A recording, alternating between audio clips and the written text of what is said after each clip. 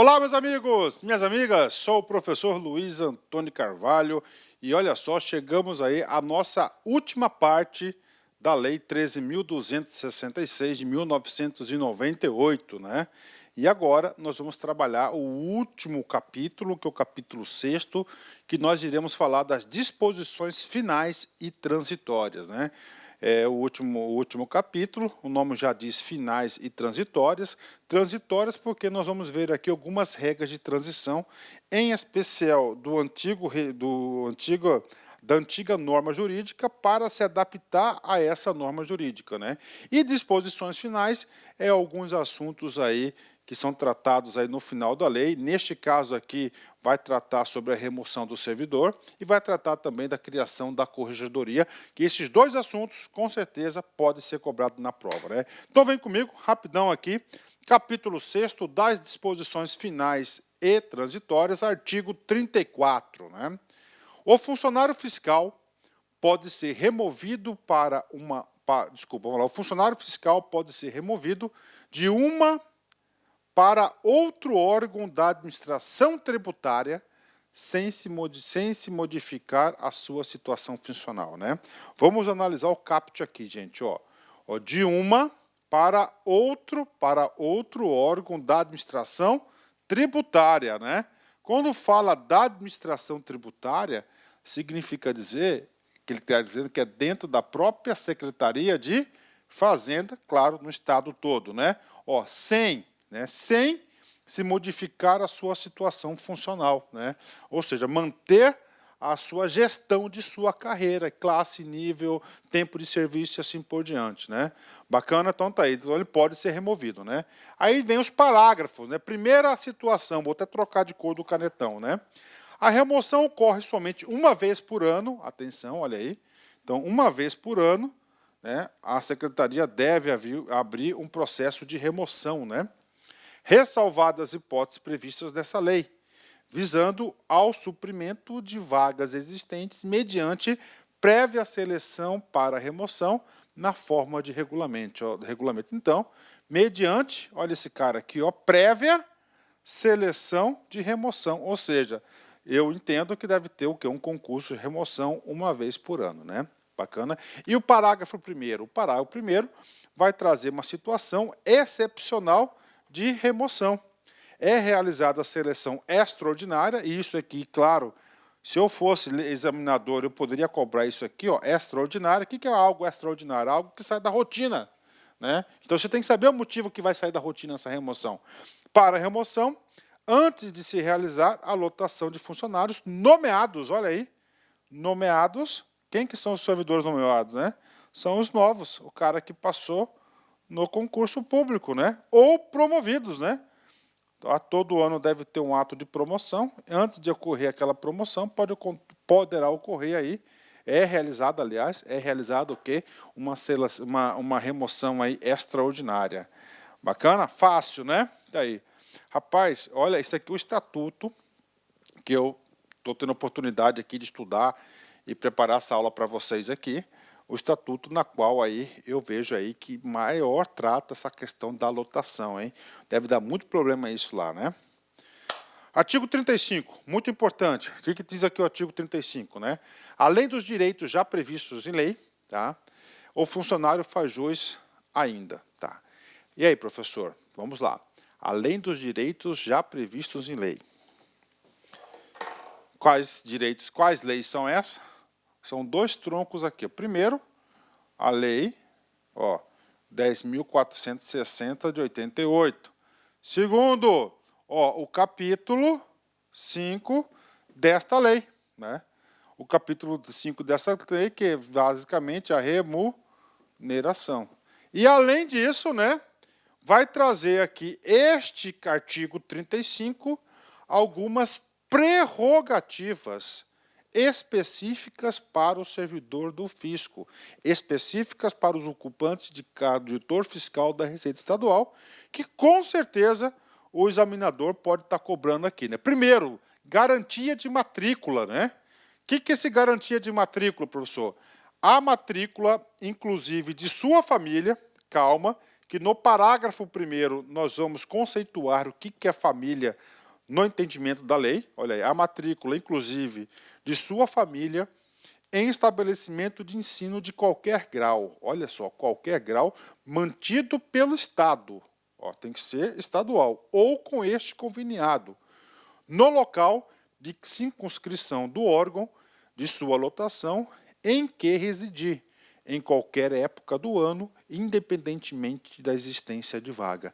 Professor, o que significa com isso?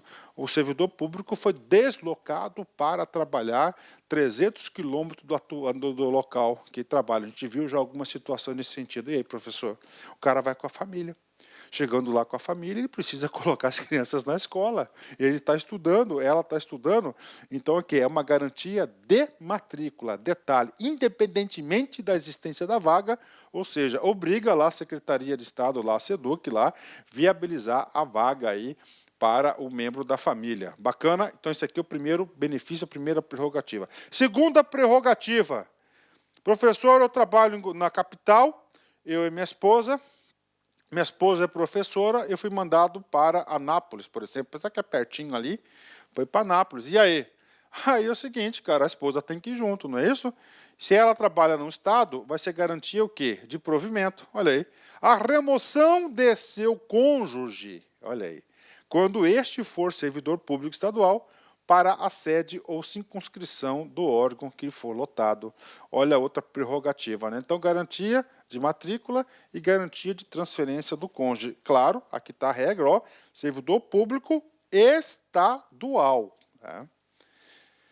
Ao uso de carteira de identidade funcional, expedida pela Secretaria da Fazenda, com força legal em todo o território do Estado, valendo inclusive como autorização para porte de arma. Olha aí, ó, uma outra prerrogativa importante, cara. Essa aqui é forte candidato para cair na sua prova. Vou ler de novo para você, para fixar o conteúdo.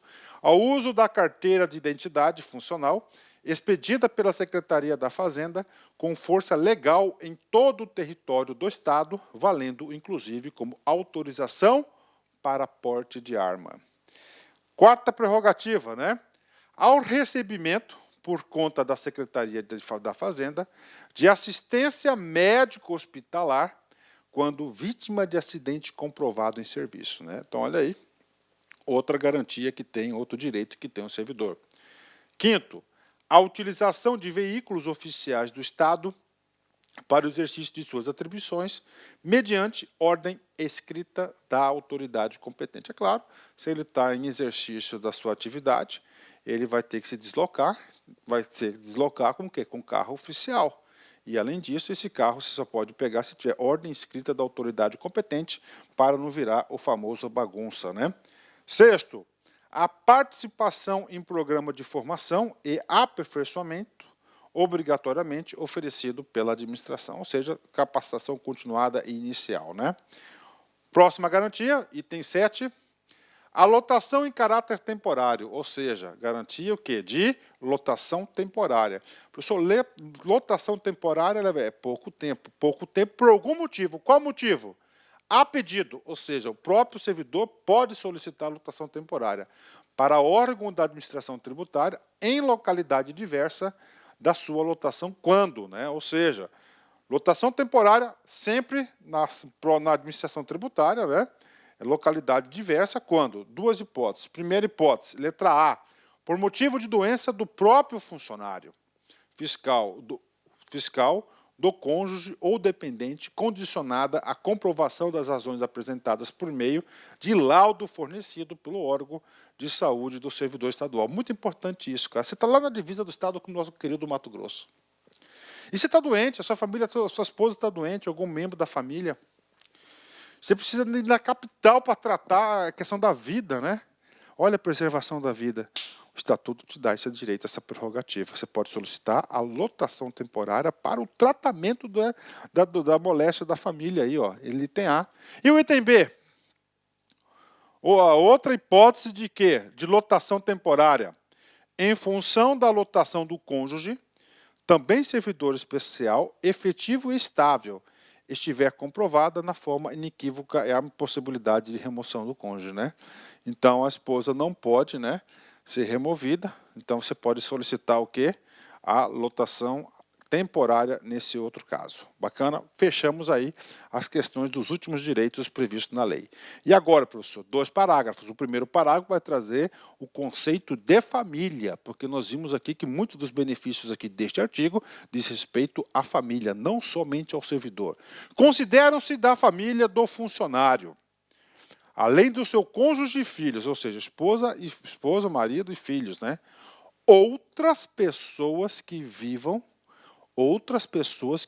legalmente às suas expensas e cujos nomes constem no seu assentamento funcional. Professor, minha querida sogrinha mora lá, então bacana, vive da sua expensa, então você tem que ir lá no Recursos Humanos e fazer um apostilamento, fazer o quê? Uma anotação lá na sua ficha funcional para ter direito a esses benefícios, né?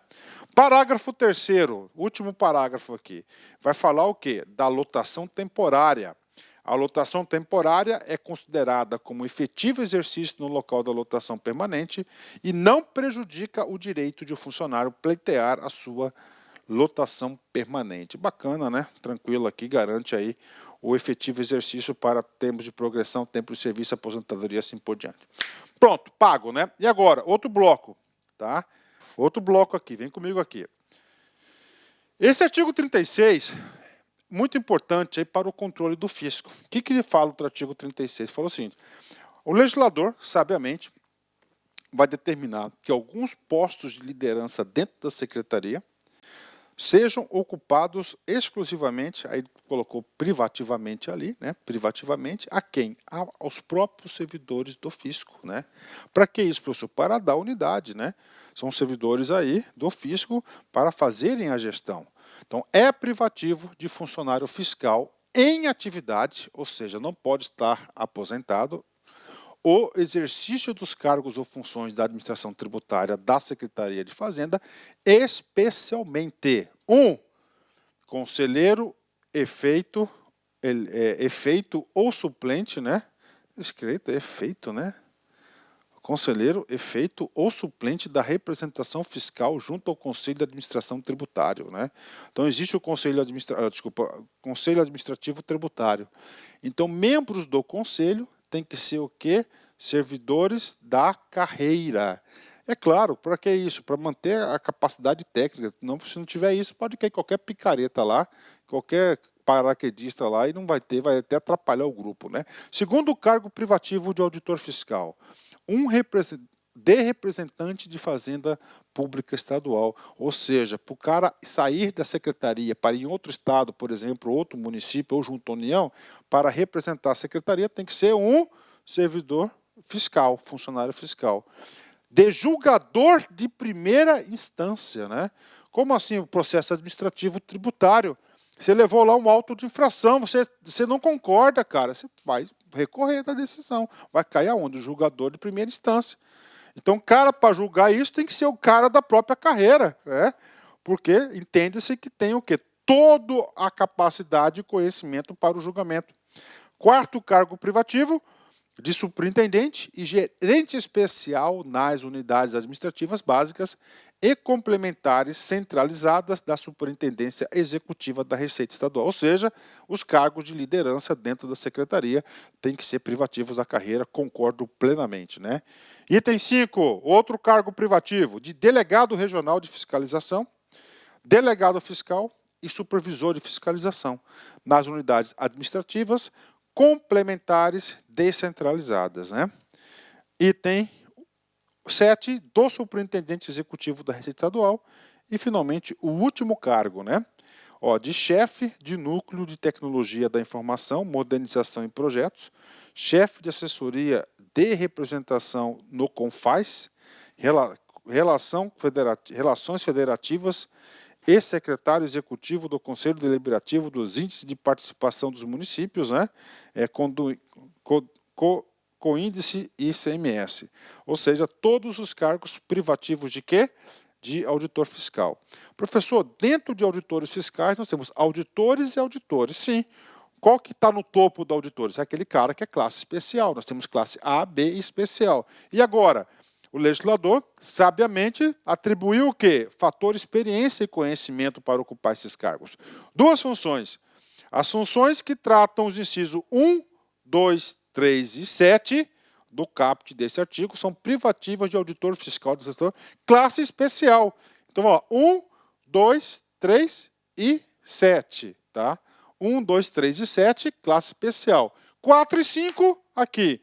Para o exercício de cargos ou funções que se referem aos incisos 4 e 5 do caput desse artigo, o funcionário fiscal deve contar com mais de 1.095 dias de efetivo exercício na carreira, ou seja, o cara que completar 1.095 já passou pelo estágio probatório, já é um cara estável, né? Ou seja, vamos lá. Primeiro aqui, tá? Ó, inciso 1, classe especial. 2, classe especial. 3, classe especial. E 7, né? Classe especial, né? É o 7 que é classe especial? 1, 2, 3 e 7, exatamente. Então, esses caras aqui são classe especial, ó, tá? Classe especial. Aí ele falou 4 e 5, mais de 1.095. E o outro, qualquer um pode ser, tá? Então, tá aí para vocês aí. O legislador, sabiamente aqui, ele está atribuindo que não é qualquer servidor do fisco que está dando essa capacidade aí. Cara, boa questão de prova, hein? Porque o cara não estuda até o artigo 36, no finalzinho, né? Os caras estudam só os primeiros artigos, né? Pago isso aqui, vamos lá. Artigo 40, né? Vem comigo aqui, artigo 40, né? Os funcionários integrantes do quadro de pessoal do fisco sujeitam-se ao regime jurídico estabelecido na legislação estatutária dos servidores públicos do Estado de Goiás, competindo ao secretário de Fazenda dar-lhes posse, expedir apostilas e praticar atos concernentes aos seus direitos e vantagens. E aí, prof, só reforçando o que eu já falei, estabelece a legislação estatutária. Qual que é o estatuto do servidor público, né? Qual que é o regime jurídico único do Estado de Goiás? Tá? É a lei 10.460 de 88, tá aí para a galera, né? Que mais, professor? Quem que vai dar posse, né? Aí, quem vai dar posse, né? Vai ser quem? O secretário de Fazenda, né? E esse cara, ele pode expedir o quê? Apostilas. O que é apostilas, cara? É apostilamento, né?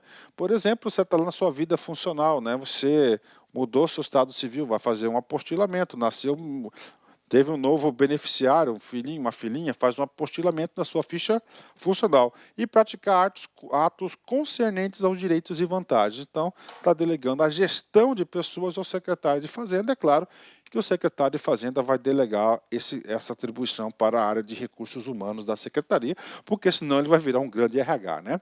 Então, isso aqui é o artigo 40. Vamos lá, está acabando. Artigo 41. Na minha opinião, o último grande assunto do Estatuto dos Funcionários Fiscais, né, dos auditores. O artigo 41, ele criou a Corregedoria Fiscal. Corregedoria. Segura, peão, né? Então tá aí, cara. E é um órgão muito sério. Esse aqui é um órgão complicado. Preste atenção, cara, né? Preste atenção esse cara. Eu já vi muitas pessoas passarem por esse órgão.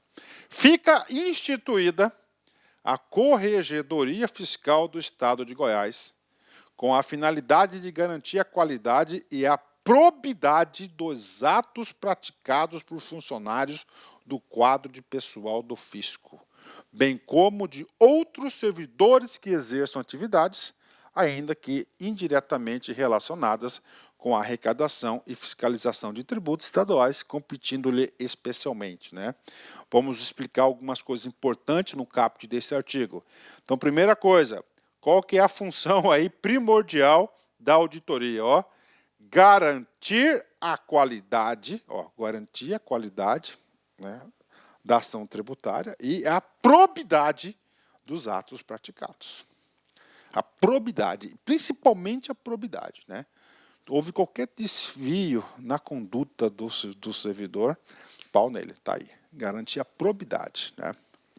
Outro assunto importante, esse aqui, que a corregedoria não é apenas para os auditores fiscais, é para todos do quadro de pessoal. Por exemplo, no caso, né, claro que não sou do estado de Goiás, eu era gestor governamental, estava atuando na secretaria. Então, eu estaria sujeito aí ao controle da corregedoria. Bacana? Quais são as principais competências da corregedoria? Primeiro, executar a correção. Correção é corrigir o comportamento, né, dos funcionários da Secretaria de Fazenda, visando apurar irregularidades nos procedimentos administrativos. Então, qualquer tipo de irregularidade, a corregedoria está dentro, hein? E eles batem duro, hein? 2. Inspecionar as atividades das unidades fiscais, inclusive junto a terceiros, objetivando rever os trabalhos por elas realizados ou por seus agentes, suprimindo as lacunas ou apurando as irregularidades. Ou seja, ela pode inspecionar os trabalhos já feitos, né? E além de inspecionar, ela pode o quê? Colocar o dedinho, pode o quê? Corrigir, né? Pode rever os trabalhos por elas realizados ou por seus agentes, suprimindo as lacunas e apurando irregularidades. Amplo poder. Terceiro, receber denúncias de irregularidades ocorridas, realizando as diligências necessárias à apuração dos fatos e conhecimento de sua autoria, promovendo o processo disciplinar respectivo nos termos da legislação aplicável e propondo as medidas necessárias, inclusive a punição dos responsáveis ou a celebração do termo de ajustamento de conduta. Está aí para a galera, né? E aí eu falo para você uma coisa como professor, como seu amigo, tá? Gente, todas as denúncias, elas são apuradas na exaustão. É um órgão que você, no exercício da sua função, você não pode brincar com ele, tá? Porque é o órgão que adora canetar o povo, cara. Eles saboreiam com a canetada que dá, né? 4. Instaurar e promover o processo administrativo de ressarcimento na forma da lei, visando apurar o prejuízo causado ao erário, no âmbito da Secretaria da Fazenda, decorrente de infrações administrativas devidamente comprovadas em seu procedimento regular, encaminhando a representação ao órgão competente, inclusive para inscrição da dívida ativa dos débitos porventuras não quitados, né? Então, olha aí, ele pode apurar, tá? Ele pode o quê? Ressarcimento, tá? Pode encaminhar uma representação ao órgão competente, ou seja, se ele identificar a ocorrência de algum crime contra a ordem tributária, pode encaminhar para o Ministério Público, pode encaminhar para a Polícia Civil, em especial a Delegacia Fazendária, para fazer essa apuração, pode inscrever a dívida, a não quitação do ressarcimento na dívida ativa, aí vira um título executivo para a execução, ou seja, ampla aí a atuação. E tem que ser assim. Então essas são as 4 principais aí atuações da Corregedoria. Vamos para os parágrafos, né? Parágrafo 1º. A Corregedoria Fiscal tem circunscrição em todo o território do Estado, bacana, né? Claro, todo o Estado de Goiás, e subordina-se diretamente ao gabinete do secretário de Fazenda, ou seja, ela está na hierarquia máxima administrativa dentro da secretaria. Só o secretário está subordinado diretamente ao secretário, né, de Fazenda, que proverá de servidores efetivos e estáveis. Olha aí a formação do quadro, tá? Efetivos e estáveis, não necessariamente aí do fisco, né, servidor do fisco, dotados de amplo conhecimento da função correcional e de preferência ocupantes de cargos de nível superior e bacharéis em direito. Olha aí, preferencialmente bacharéis em direito. Estou falando aqui efetivos e estáveis, não necessariamente servidor do fisco. Agora a gente vai ver de alguns dispositivos aqui que das comissões aí de apuração, principalmente está apurando a conduta de um fiscal, aí sim tem que ter outros fiscais na comissão de sindicância aí, ou do processo administrativo para apurar a conduta dos respectivos. Parágrafo 2º. Cabe ao regulamento dispor sobre a fixação das demais competências da estrutura interna de funcionamento da Corregedoria Fiscal do Estado de Goiás, bem como das atribuições e responsabilidades do seu pessoal, ou seja, uma portaria, um decreto regulamentando as atuações da Corregedoria. Aí vamos lá. O que acontece no parágrafo 3º? Olha, esse parágrafo 3º aqui é para vocês entenderem a aplicação do conceito das disposições finais transitórias. Transitórias. Professor, antes existia corregedoria? Não existia. O que tinha antes? A auditoria fazendária. Então, você está saindo da situação da auditoria fazendária, tá certo? E você está criando o que? A corregedoria. Em decorrência do disposto neste artigo, o que diz esse artigo? A instituição, a criação da corregedoria, ficam extintos a auditoria fazendária, a comissão do processo disciplinar e demais órgãos cujas atribuições sejam conferidas à corregedoria fiscal, bem como os cargos e funções que lhes são correspondentes. Então, o que acontece? Extinguiu a estrutura anterior e criou a atual estrutura. Está aí, né? Parágrafo 4º, né? Vem comigo, da corregedoria. As disposições deste artigo e de seus parágrafos ficam com a eficácia suspensa até o dia 31 de dezembro de 98, né? Olha aí, disposições finais e transitórias. Então, a auditoria e as comissões vão existir até o dia 31, tá, de dezembro de 98. 1º de janeiro de 99, já o quê? Já é a corregedoria. Por que isso? Cara, é transitório. É para a administração pública se adequar a essa estrutura, a este novo normativo. Parágrafo 6º, vem comigo aqui, parágrafo 6º da corregedoria. O chefe da corregedoria fiscal será nomeado em comissão, ou seja, é um cargo em comissão, pelo governador do estado, por indicação do secretário da Fazenda, dentre os auditores fiscais da Receita Estadual, pertencentes à classe especial e que atendam às condições e aos atributos exigidos do parágrafo 1º. Então, está aqui para a galera. O cara tem que ser o quê? O cara tem que ser, ele tem que ser auditor fiscal da Receita Estadual, ele tem que ser classe especial, atributos exigidos do parágrafo 1º, formação em direito, já falei para vocês, né? Formação em direito, estável, já está aqui. Vamos lá no parágrafo 1º, só para vocês dando um recorde. Ó, efetivos, estáveis, dotados de amplo conhecimento da função correcional, de preferente ocupantes de cargos de nível superior e bacharéis em direito. Então, para ser corregedor, há a necessidade do cumprimento desses requisitos, né? Parágrafo 7º. O servidor em exercício da Secretaria de Fazenda, inclusive que detenha mandato junto ao Conselho Administrativo Tributário, olha só, então o cara é servidor da Secretaria de Fazenda, ou ele está lá no Conselho Administrativo Tributário, ele está sendo submetido a processo administrativo disciplinar, sindicância, tá aí, PAD, tá? Como medida cautelar, o que é cautelar? No sentido de proteger e a fim de não influenciar na apuração de irregularidades por ato do secretário de Fazenda, sem prejuízo da remuneração do seu cargo efetivo, poderá ser preventivamente. Ou seja, o cara está respondendo o PAD. Eu sou um PAD, estou respondendo o PAD lá no processo, no posto fiscal de tal município, tá? Então é o seguinte, cara, para você não influenciar a apuração desses fatos, né? Uma medida cautelar para proteger, tá certo? Eu vou fazer o quê? Duas coisas, né? Eu vou te afastar dessas atividades temporariamente. Só eu te afasto você dessas atividades até a apuração dos fatos, mas você não tem prejuízo, ó, tá? Sem prejuízo da remuneração. Você continua ganhando normalmente, né? Isso de forma cautelar.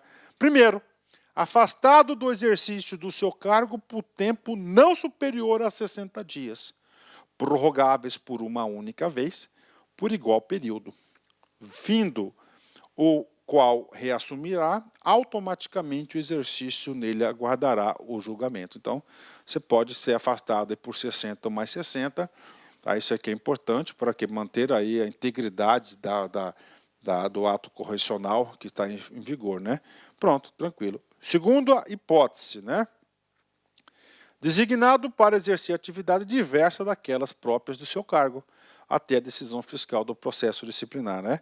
Esse dois que mais acontece, o que acontece com dois? Isso é no Brasil todo. Pega o cara, manda lá para o RH, para a escola fazendária, fica lá, tá? Encostadinho lá, arruma uma função burocrática para o cara, acontece. E o processo disciplinar ele é lento, gente, ele é lento, tem alegações finais, demora pra caramba, tá? Ouvir testemunhas, oitivas e tal, cara, né? É complicado. 3. Designado para ter exercício em unidade fora de sua lotação, por até 360 dias, garantindo o direito à percepção de diárias, né? Olha aí, né? Então tá aí para vocês. Então pode pegar o cara e mandar para outra localidade lá, para ele trabalhar, para ele tem pouca gente, não dá para deixar o cara encostado lá no RH. Então vamos mandar ele lá para o outro lado do estado, né? Claro que ele vai ter essas diárias de deslocamento dele e assim por diante. Bacana? Fechou, né? O item 7, né? Parágrafo 8º, ainda da corregedoria. Essa corregedoria aqui, o parágrafo 8º, ele vai trazer quais são as comissões mínimas necessárias para o funcionamento da corregedoria. Compete ao chefe da corregedoria fiscal, atendidas as condições e aos atributos exigidos no parágrafo 1º, constituir, primeiro, no mínimo, 2 comissões permanentes de processo administrativo disciplinar. Puxa, tem duas comissões permanentes, hein, cara? Cuidado, cuidado. Tá? E principalmente cuidado com o seu chefe. Esse cara que é o perigo no exercício da sua função, viu? Cuidado, chefe é chefe, cara. Tá? Tem um bom relacionamento com ele e tudo. Tá? Com muito cuidado, tá? Evite não levar para sua casa. Sendo que, ao menos, uma delas terá como presidente o auditor fiscal da Receita Estadual pertencente à classe especial. Né? Bacana. 2. Comissões especiais de processo administrativo disciplinar. E comissões, como assim comissões especiais, professor? Pô, caiu uma bomba lá, descobriram uma fraude gigante. Não dá para colocar na comissão permanente. Você queria uma comissão especial para especificamente só cuidar daquele delito. Está aqui. Comissões especiais ou permanentes de processos administrativos de ressarcimento. O que é isso aqui, né? Isso aqui é para recuperar o prejuízo, né? Diferente. O foco aqui é o que? Ressarcir o cofre público, né? Tem isso aí também. Né? Parágrafo 9º. A comissão que instruir processo administrativo disciplinar, cujo denunciado seja auditor fiscal da estadual, deverá ter como um de seus membros um auditor fiscal da mesma classe ou da classe superior do acusado. Né? Então, tranquilo, o fiscal, né? Parágrafo 10. As comissões permanentes constituídas não terão servidor ou servidores em comum. Né? As comissões permanentes constituídas não terão servidor ou servidores em comum. Né? O que é isso em comum? Comissão A tem um fulano, esse mesmo fulano tá da outra comissão. Não pode, né? Tem que ser cada comissão os seus próprios servidores. Não é permitido aos membros das comissões permanentes e especiais realizarem sindicâncias ou análises prévias de qualquer natureza, né? Então, ou seja, não pode dar opiniões, né? Parágrafo 12, último parágrafo da respectiva aqui à corregedoria, né? Vem comigo aqui, vamos para esse cara aqui. No caso de procedimento administrativo disciplinar instaurado visando apurar transgressões praticadas por integrante da carreira de auditor fiscal, essas transgressões aqui são aquelas previstas na 10.460, que tem aula minha. Você tem que assistir esse cara aqui. A comissão será composta exclusivamente por membros da respectiva carreira, sendo presidida por auditor fiscal da classe e o padrão igual ou superior ao servidor investigado. Então tá aí bacana para vocês aí, corregedoria paga, né? E aí, professor, vem comigo. Artigo 42, olha aí a efetividade do conceito de uma regra de transição. Regra de transição. A gratificação de transporte que trata o artigo 46 da lei tal fica automaticamente incorporada ao vencimento estabelecido nos termos dessa lei. Então, antes da implantação dessa lei em 88, tinha gratificação de transporte. O que eles fizeram? Incorporou ao vencimento. Claro que o vencimento deu uma inchadinha. Aí, pronto, né? Isso aqui é uma disposição transitória de um estatuto para outro. Vem comigo, outra aqui, disposição transitória.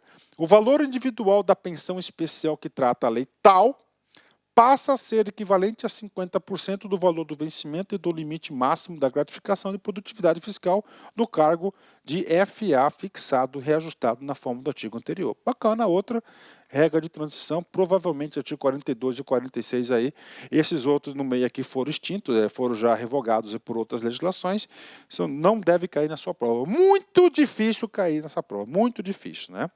Artigo 47, né?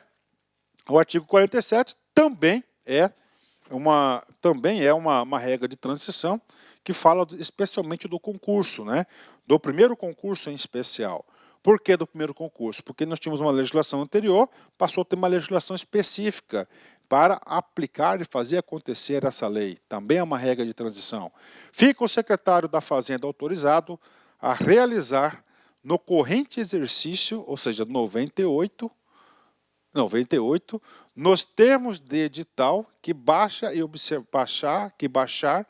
observadas as prescrições desta lei. 1.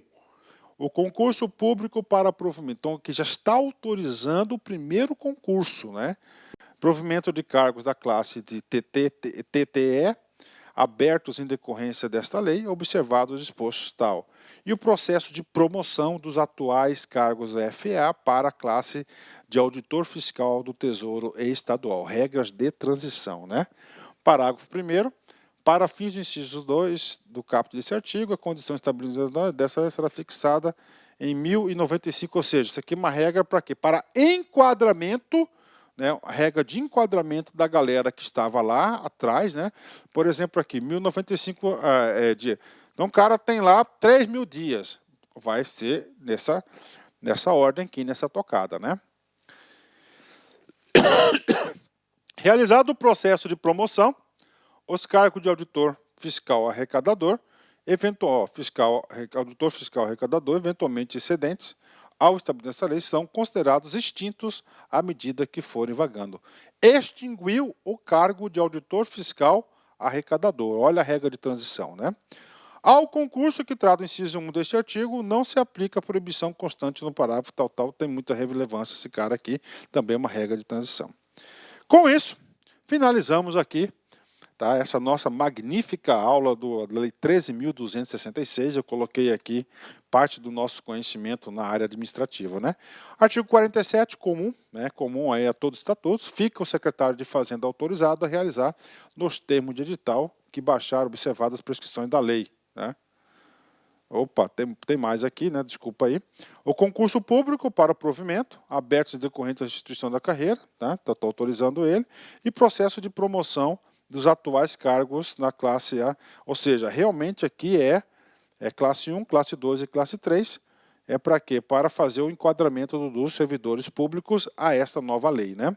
Vamos lá, artigo 50, comum a todos, as despesas decorrentes da execução desta lei correm por conta da dotação orçamentária própria do corrente exercício, podendo, em caso de insuficiência, o chefe do Poder Executivo suplementá-la, ou seja, o governador pode suplementar o orçamento, né? Terminamos aí, né? Tá? O chefe do Poder Executivo cabe regulamentar. É revogada a Lei 10.516, que era o estatuto anterior.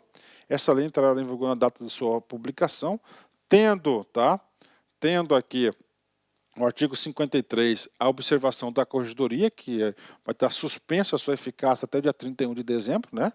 E revoga-se as disposições em contrário, uma revogação tácita, outra expressa, e o governador aqui. Bacana? Tá aí, finalizamos, né? Grande aula, fabulosa aula aí, né? Legal, né? Vamos lá, encerramento de sempre. Todos têm o direito de se enganar nas suas opiniões. Ó, todos têm o direito de se enganar nas suas opiniões. Mas ninguém tem o direito de se enganar dos fatos, né? Então tá aí. Então às vezes você tem uma opinião positiva em relação a alguma pessoa, tá? Algum candidato, algum político, algum esportista. Aí você começa a acompanhar os fatos, o que está acontecendo. A sua opinião pessoal você pode enganar. Agora, aos fatos, você não pode se tampar os ouvidos, vendar os olhos do que está acontecendo, cara. Isso é importante, hein? Bacana, fechamos com chave de ouro. Meus amigos, minhas amigas, então eu quero desejar para vocês aí uma boa prova. Eu me esforcei nessas aulas. Não é o suficiente, pode ter certeza disso, mas se você fizer, tá, a leitura da lei 2 vezes, tentando relembrar as minhas explicações, isso aqui é tal coisa, isso aqui é tal coisa, isso aqui significa isso, 2 vezes você vai acertar todas as questões da prova, todas, pode ter certeza. Forte abraço, fique com Deus, até a próxima, se Deus quiser. Fui, tchau. Clique like.